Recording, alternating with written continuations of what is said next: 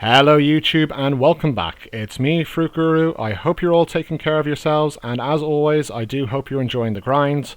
I've got a little bit of a longer video than usual today. You might have caught my patch note video that I bought out last night, and this was just a little bit vague because I didn't really have a lot of information at hand. Sometimes I'm able to get in contact with SEA players who kind of give me more of an advanced description on what's coming down the line, but you know, I'm a one-man army most of the time here, and I don't always get the chance or the time to do that. So I do apologize if you felt the video was a little bit rushed. I was a little bit disappointed in it myself, but moving on, we'll talk about today's video. I want to give a huge shout out to Quon. Quon is a member on the Milk Discord. He's also a member in my guild, and this guy, this video would not have aired so early or is in much detail without him. He's literally sat down with me and gone through everything for hours, and I really appreciate that. So, you know, you see me doing the video, but remember, there's other people who help, and a lot of the content on these videos is down to them. So yeah, thank you so much, man. I really appreciate that. Moving on though, we're going to talk about some of the stuff that actually hit the server this morning, and it's pretty exciting. The first thing is the row points, and this wasn't even mentioned in the patch notes, but row points have been reduced by 50% across the board for purchasing items in the marketplace. So I've got a little bit of a text screenshot here. So you can see, for example, 4-star gear was 1,000 row points to obtain, and it's now down to 500, which makes tiering your weapons or armor just so much easier. Also, with 5-star gear, these were 2,000 and they're now down to 1,000.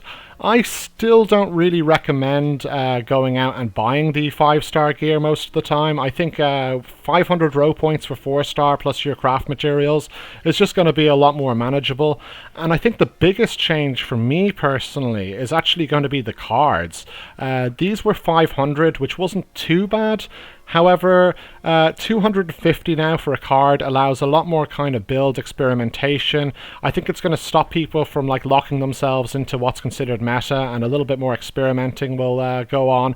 And this is good for build diversity. It also means that lesser, I guess, priority cards are going to be more obtainable, such as your Zenny farming stuff or your movement speed stuff, and it's just good for the health of the game all in all, I feel. The one thing I do want to mention as well is that some of the shop packs, as in the pay to win, I guess, or wallet warrior packs, have kind of really gone up in value now. The first one I'll talk about is the Sauron's Gift, if I can find it in the list here. I think I might have skipped it, apologies, there's quite a lot. So bear with me. Sauron's Present, here we go. So let me take this off. And you can see that you get 10 brooches in this, and this is actually really nice because 10 brooches actually works out to being able to buy 6 equipments in terms of row points, plus your Zenny cost obviously, from the market. And this is going to basically allow you to tier up your stuff a lot quicker. So I'd never really tell anybody or recommend anybody to spend, especially in a gacha game. But you know, if you are thinking of putting a bit of money into it, this is now a real contender, and I think it's actually worth considering. One other thing I do want to mention is that if you're considering building sinister items and you are kind of free to play or very low spender, I don't think the row points solution is going to make this much easier, because you're going to have to factor that there are a lot of other investments that you need to actually build these pieces, and these are still going to be slow and hard to obtain. So if you are a low spender, if you are free to play, I think still stay away from the sinister stuff from now. Work on your alternative. I think you're still going to be able to tier it up much faster, and you're going to get much more returns in the long run. So that's just a little note on that, a little tip. Quon actually again passed that on to me, so thank you very much. The next thing I'm going to talk about is the gacha, and there's not really much to say here past what I mentioned yesterday. I'll bring it up on the screen here. So this is, as I mentioned, the Accessory Gotcha, and you can see that I've got a 5-star ring in the center. Personally, I don't think that I'm going to chase this too much. I think the best way to deal with this, and again, this is if you're a low spender or free to play. If you're a whale, obviously the rules don't apply to you and you can just go absolutely nuts. But I think if you're free refreshing this every day and you see a chaos ring in the center or something, it may not be the worst idea to see if you can find a buyer for this before you actually pick it up, and then maybe roll for it, maybe spend some of your gacha coins and exchange it for a big chunk of zenny. Now, it is worth also noting that because there's going to be more of these items kind of in the marketplace, it could possibly affect the price. It could lower them down. Also, with row points being reduced, it could have the opposite effect, or it could just kind of stay the same. It's too early to call at this point, but it might be worth just considering. If you're really zenny hungry, you could possibly make quite a lot from this trade. So maybe just keep an eye out on it, and it's just something to keep note of. So, past that now, we're going to get into the... Oh, actually, I'll mention the bingo board. So I think a few people bought a lot of bingo numbers kind of to prepare for this. If you did, I have bad news for you. The bingo numbers are actually completely different. You can see these ones are pink instead of the baby blue that we had before, and any bingo numbers you had from the previous board have actually been removed from the game. So if you've gone into your bags and you can't find them, it's not a bug, they didn't get stolen, it's just a case that they've actually completely replaced this. And to be honest, that makes sense because, it's meant to be new. It starts everybody off on a level footing. I don't think this is a bad thing. The rewards from the bingo aren't particularly remarkable, but it's kind of the same old as what we had last time. In fact, I'm actually 90% sure that it's exactly the same as what we had last time. And if you did play from day one or whatever, or you got in early, you're going to know that this was pretty easy to fill up. Just keep with it, do your dailies, and if you're missing a few towards the end, you're going to have no problem buying these in the marketplace. So I guess now we're going to move into the actual real content. And one more thing, apologies. The Labyrinth Zenny implementation. So I did touch on this briefly yesterday. I mentioned we're going to get Zenny for doing the standard kind of Labyrinth Island runs. And this has been implemented, but it's a little bit lackluster, to be honest with you.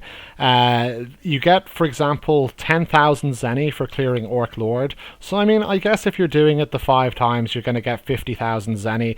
This will go up or down depending on the difficulty of the dungeon that you're doing, but it's not going to be anything that's going to make or break the game for you. It's just a kind of nice little boost to something that can sometimes be a bit disappointing. I mentioned that I often get the 2-star cards 5 times in a row. Terrible stats, and it's going to kind of take the pain just a little bit away, take a bit of the edge off. So now, for the third time lucky, I hope, I am actually going to jump into the real content that's kind of hit us and the biggest things to change. And there's quite a lot here, so bear with me. I think the first thing I'm going to jump into is the craftables. So if we go into our craft menu and our boxes here, you're going to notice that there's actually 4 new boxes. And don't get too excited because you're not going to be able to jump in and craft these right away, unfortunately. There is a kind of material gate, I guess. I'm going to just bring up a little thing here and kind of explain a little bit about this. So there you can see I've highlighted in kind of navy the 2 Shadow Cube and Weapon Shadow Cube boxes, and these are quite interesting. These can actually give you gear that's separately equipped. So if you go into your hero tab and you bring up the shadow tab at the top here, you're going to see this new gear slots, and only one of these is actually currently available, and it's the weapon slot. And these shadow gears, I think these and the cards that I'm going to talk about are so kind of new, and there's so many different factors with them, they're actually going to deserve a video of them of their own. But right now, just know that you can get the materials for the Shadow Cube and the Weapon Shadow Cube boxes primarily from the Endless Tower. And for the card albums, which now these are the Dark Card albums and the Bahamut's Cube, these are going to basically offer you alternative versions of current cards, and some of these are really, really strong. I'm going to make a video again on these alone. They're really, really cool, but they actually modify existing skills on your passive tree, and some of them are just really, really big buffs. But the main thing to note here is you get the mats from these from the Prontera Lab, which is going to be a little bit more accessible. I'll talk about these two modes now in a second. But yeah, it's pretty nice. It's a lot of new stuff to take in, and as I said, it's going to need a video of its own to cover. So moving on, I guess I'm going to talk about the probably the Prontera Labyrinth now. So this is a bit of a funny mode. I actually whiffed pretty hard on this. So where do I start? Basically, it is a maze. It's similar to the other labyrinths, but it's kind of like, I guess, what a raid would be in comparison to a dungeon in your classic MMO or whatever. There's 3 floors on this maze, and as you progress through the floors, you're going to want to pick up these Imperiums, and these are going to weaken the boss that you fight at the end. So you're going to need to pick up at least 9 Imperiums, is the advice that Quon's given me, to bring the boss down to a manageable state to kill. I ran into a big problem with load times on this. I went into this, I had a load of stuff open. As you know, I play this on BlueStacks on my PC. My PC is kind of wheezing away. It's not very healthy right now. And yeah, I really, really struggled. So, yeah, I mean, close everything, or maybe consider doing this one thing on your phone if your phone's a little bit faster, because I lost literal minutes, and you have 10 minutes to progress through this thing. As I said, you're going to want to be picking up those Imperiums. You're going to be wanting to challenge the mobs on the way. So when you walk into a big mob, it's actually going to bring the it's going to be like a kind of infinite dungeon deal where it brings you into a separate fight, and you're going to have to kill it, and then you're going to be able to select one of 3 items at the end of that to take out at the end of the dungeon. Now the good news is, if you run out of time or you can't kill the boss, you are still going to be able to walk away with these items. They are independent to the boss drops, so don't feel too bad. But a couple of little tips that I kind of blundered on myself. The first is, when you walk through a portal to go to the next stage of the labyrinth, immediately walk down when you come out, because I walked back up and I got stuck in a loading screen right back into the previous one, and I wasted about, I'd say, 45 seconds probably between the 2 loads, which for me was brutal. The next thing I'll talk about is the boss itself. So as I mentioned, you have 10 minutes to get to this guy.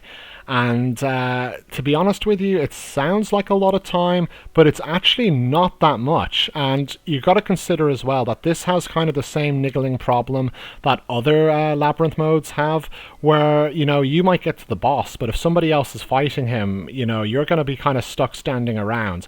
And you could very well get yourself in a situation where you kind of got a little bit greedy perhaps, and you've gone for all these rewards, and then you have about 30 seconds or a minute on your timer left, and somebody else is fighting the boss, and you don't get a chance. So I actually think that you should really leave a couple of minutes, maybe even 3 minutes, on the last floor alone, just so you have a chance to actually grab the boss. Maybe even consider doing this around a time where the servers aren't as busy. So I think really I'd want to avoid this on the reset, because I think it's going to be an absolute nightmare to do. And I'm going to be probably doing it early morning the next day. That's for my time zone, obviously. And when you do finally challenge the boss, who is Bahamut, and he's just as cool in this as he is in the classic row, you're going to find a pretty tough fight. Now, I was pretty lucky because I had highly invested in Flee, so I was able to dodge a lot of the stuff. I had just about enough damage, but I think for lower geared players, maybe players that aren't as well built up in general or leveled, you might have a problem with the DPS required to do this, depending on your build. So do keep that in mind. You do get 3 minutes to do it, and then at the end of it, you'll walk out with all your rewards, and you can see, you'll probably see a few new items here. So I do have a Bahamut doll, and I do have this burnt page, and these are used to craft the new dark card boxes that I mentioned earlier. You'll also see that I actually got a dark card as well, an Eclipse here, and again, I don't want to talk about these too much right now, but it's a nice little get, and you'll see I got some other kind of materials. So this is something that you're going to to absolutely want to do every day. This is the Labyrinth Forest, by the way. If I did refer to it as something else previously, my apologies. I'm probably getting a few things mixed up. But yeah, this is the Labyrinth Forest, just in case that wasn't clear. And yeah, you can do this once a day, and it's going to be a top priority because the rewards are just too good to pass up. So the next thing I'm going to talk about is the event mode. And this thing, oh, I'll tell you, this turned out to be very different than what I expected it to be. So basically, I will show you on the screen, as I did yesterday. If you go into Adventure here, and you toggle the event mode on right down there, you can see that, apologies, you can see that I have got this floor up to level 43, and I'll talk about that in a second, but we just click onto it and we enter. And from the event menu up here, you can see that there are various rewards from working your way through this. And some of them are a little bit underwhelming, if I'm perfectly honest with you, but I'm still going to try and grab as many as I can. There's a couple of problems with this, because when you first go into this mode, you're going to notice that the boss requires, I think it's a minute 30 to spawn.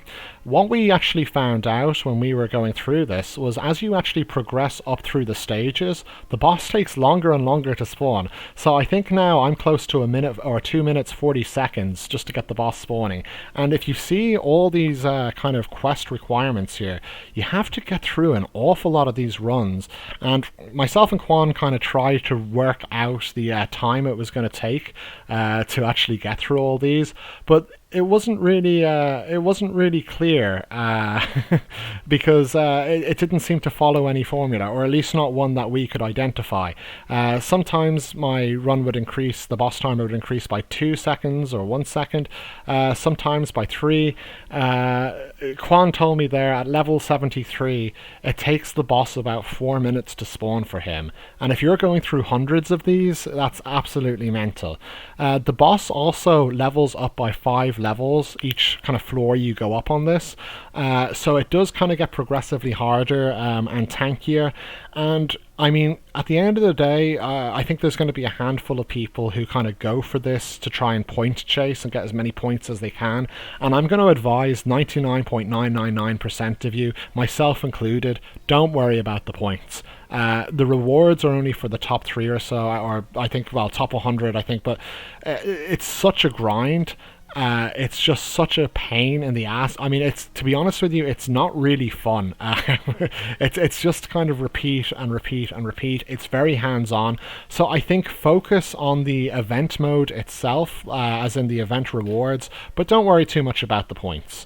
I think a lot of people are probably actually going to abandon this halfway through the event, so you might actually finish up a little bit higher ranked than you actually planned. I'm going to try and stick with it, but God help me, I'm a sucker for punishment. And yeah, I mean, I guess that's pretty much it. The only tip I'd have to say, in combined with not chasing the points, is select your map carefully, because I've gone here for the Desert 6 stage, and really, I mean, the Desert 6 boss is going to be a lot harder than the Desert 1 boss, and I don't know why I've picked that, because I'm not really point chasing. It doesn't really make much sense, and I've actually made this a little bit more difficult for myself. And if I get to the stage where I am 90 runs in and I suddenly hit a wall where I can't kill this and I have to start again on Desert 1 to try and get my event completion, I'm going to be a little bit salty. I'm not going to lie, it's going to be a bit of a pain. So yeah, not great. But you know, it is what it is. You get some free stuff. There's not much else to say about it. Just keep on killing, and that's about it with the event rewards. And what does that bring us onto next? I think this brings us onto the Endless Dungeon. So let's take a look at this here. This is the Endless Tower in the dungeon section, and you can see there's a lot of kind of nice rewards. A lot of these things that you don't actually recognize, these icons here, these are actually crafting materials for the new boxes that I talked about previously. So this is kind of your primary way on how to get the kind of Shadow Gear boxes.